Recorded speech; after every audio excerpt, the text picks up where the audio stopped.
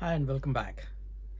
If you already play this Bansuri and you're interested in this Western keyed instrument, this video is for you.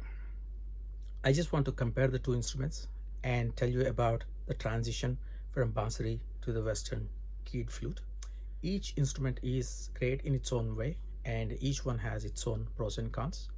I want to provide you the details so that you can judge it and decide for yourself if you want to pursue this. So fundamentally, both the instruments work on the same principle. So you produce sound by blowing into this blowing hole, and then you have a set of tone holes which you operate to modulate the frequency. When it comes to producing sound, this one has a lip plate, right? And I see that currently some flute makers, Bansuri makers, are also putting a lip plate on Bansuri as well. Now, why the lip plate, right? So what the lip plate does is it increases the thickness of the wall at this point. Otherwise, it would have been the same as the thickness of this tube, which would be very little. And this being metal and being that thin would produce a very flimsy metallic sound. So by adding the lip plate and changing the dimensions of this hole as well as the edge, you can produce richer sound that's not flimsy. That's why there is this lip plate. Now, after the lip plate, we have the 6 tone holes here, right? And there could be more depending on how this flute is made. When it comes to this, there are more holes than 6. So if we were to count 1, 2, 3, 4, 5, 6, 7, 8, 9, 10, 11, 12, 13, 14, and 15 and 16.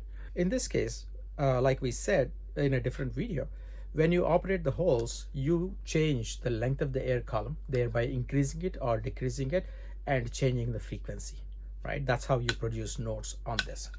And on this, it's exactly the same. You produce it the same way, right? However, the difference is this. On a Bansuri, you do what's called half holing or partial closing, right? So you come here and then you're producing some note here, and then you want to produce a semitone up from here, then you would go a partial closure like this, which would produce your semitone, right? In this instrument, it's keyed and there is no way you can do a partial open or close. It's either open or closed. There is no partial opening or closing.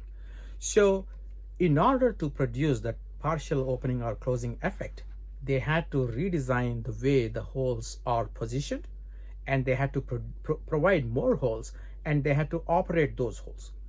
Because we have limited number of fingers, and then we cannot operate all these holes that are widely dispersed, there are all these keys so that you can operate the keys with the holes with these keys that are conveniently positioned. So that's how this is made. So let's look at one semitone production on this and let's see how that works. So this is when I play this way, it's D note. Okay, now we've got D, and how do we produce D sharp? Now, if you're coming from Bansuri, your natural tendency is to lift up and then try to produce D sharp, but that's not possible here at all. So you have to do something that's counterintuitive for a Bansuri player. You have to now press this key. And when you press this key, as you can see, when I press this key, this hole opens up here, right? And so that actually produces the D sharp. So let's see that here.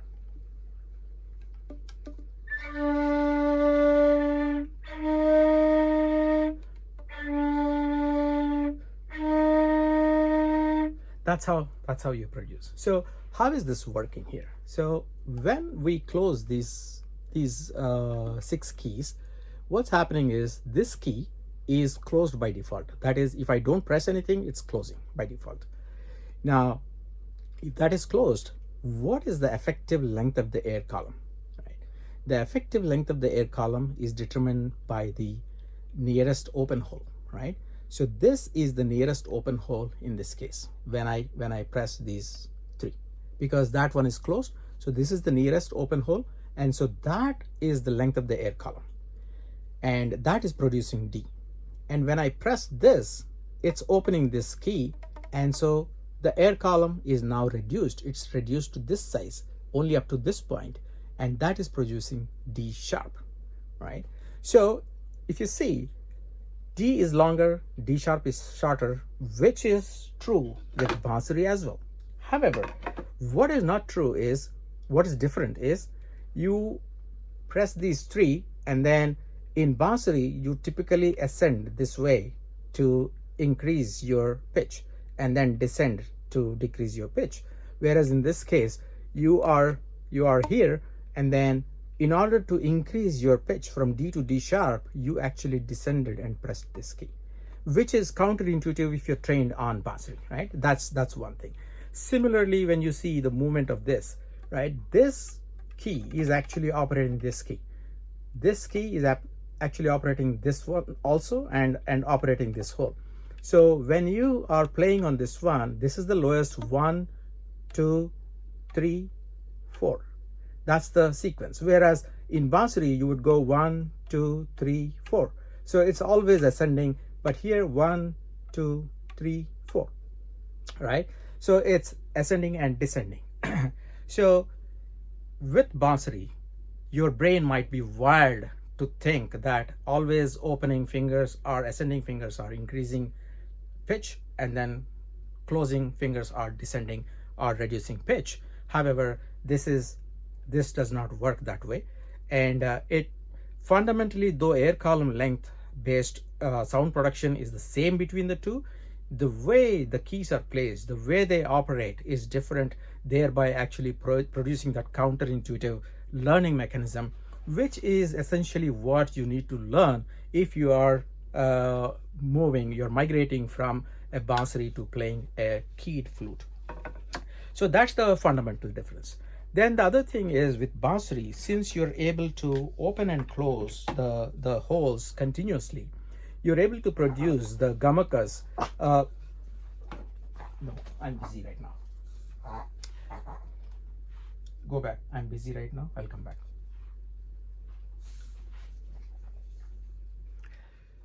So the other thing is that with Bansuri, you're able to continuously close and open these holes, thereby manipulating the note smoothly and continuously from one note to another note. Whereas in this, it's a stepped approach. So there comes a step at some point. So you will hear that step from one note to another note. There is a version of this keyed instrument called open hole key instrument, which has holes that are open here, and that would actually counteract that step a little bit, but not quite as much as a Bansuri. It's not as smooth as a Bansuri. Now, if you look at the construction of this instrument, this is what this is a dismantled flute. So essentially, you have a head joint, and which fits in here, and you open that here, and you have this lip plate that, like I mentioned, and you have a closed cork on this side. And then the foot joint, this is known as the C-type foot joint, which produces the C note when all holes are closed. The keys have certain padding underneath, and the padding is actually creating a good seal against the flute hole, right? And as you can see, these are holes that are made in this tube, and they have a nice rim for good sealing, and this key sits on that and then closes that for a nice seal, which essentially you get with your either the tip of the finger or the middle part of this finger. Your flesh here produces the same sealing, whereas in this case you have a pad that's producing that sealing. Now, as far as the keys are concerned, there is this structure. You have these holders on either side. You have short pivot rods or long pivot rods that are running along the axis of this flute, and you have these springs, which are not coil springs, but they are leaf springs kind of springs, which put a little tension in the key. So either they close when you release it, or they open when you release it, depending on how they are tensioned. So that's how this instrument is physically structured. Because of these register keys, and also because of this padded construction, you can actually achieve a much wider range. This goes 3 registers and longer range in all the registers. In all the 2 registers on the ends, it goes much longer range. Whereas the flute, it also goes 3 registers, but you don't have as much range as is possible with this instrument. With this instrument, you have these register keys. Using them, you can quite reach higher registers. That said, this instrument fits very well when you're playing Western music. You do not have the gamuks and means of the Indian style of music, and you're in a symphonic music and you're playing chromatic phrases much faster and you're covering much range, much larger range. Then this instrument fits very well.